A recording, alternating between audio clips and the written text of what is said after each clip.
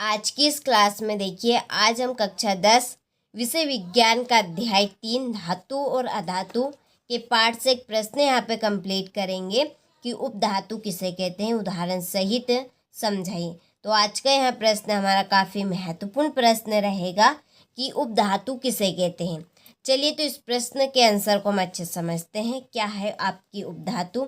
तो देखिए, उपधातु किसे कहते हैं, तो जो धातु और अधातु दोनों के गुण प्रदर्शित करते हैं उसे उपधातु कहते हैं। तो बहुत ही सिंपल आपकी यहाँ पे परिभाषा बनेगी। चलिए यहाँ पे हम समझते हैं कि जो धातु और अधातु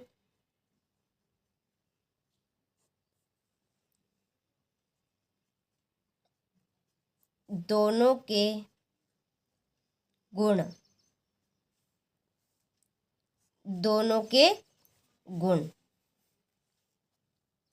गुण प्रदर्शित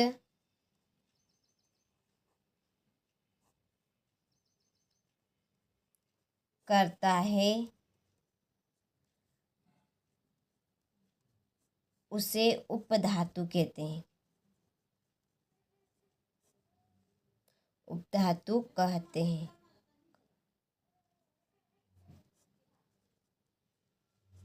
तो किसे कहते हैं उपधातु? कि जो धातु और अधातु दोनों के गुण प्रदर्शित करता है उसे उपधातु कहते हैं। जैसे कि ई से इलेक्ट्रॉन, ये इलेक्ट्रॉन का देखिए त्याग भी करेंगे तो इलेक्ट्रॉन को ग्रहण भी करेंगे। ठीक है, इसमें दोनों ही होगा, इलेक्ट्रॉन का त्याग भी करेंगे और इलेक्ट्रॉन को ग्रहण भी करेंगे। ये धनायन भी बनाएंगे और ऋणायन भी बनाएंगे। ठीक है, जिस तरह से ये इलेक्ट्रॉन का त्याग और ग्रहण करेंगे इलेक्ट्रॉन को, उसी तरह से ये धनायन भी बनाएंगे और ऋणायन भी बनाएंगे। ठीक है, आयन रहेंगे यहाँ पे हमारे आपके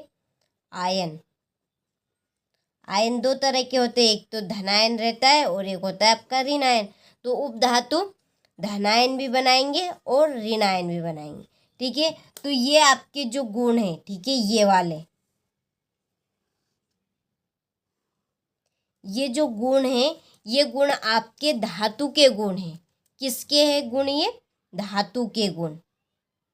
क्योंकि धातु इलेक्ट्रॉन का त्याग करके धनायन बनाते हैं और जो आपकी अधातु है, ठीक है, ये आपके अधातु के गुण। किसके गुण रहेंगे? ये अधातु के,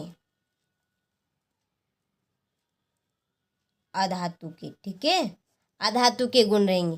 तो अधातु इलेक्ट्रॉन को ग्रहण कर ऋणायन बनाएंगे। ठीक है, अब जितने इलेक्ट्रॉन को ये त्यागेगा उतने धनायन बनाएगा। इसी तरह से जितने इलेक्ट्रॉन को ये ग्रहण करेगा उतने ये ऋणायन बनाएंगे।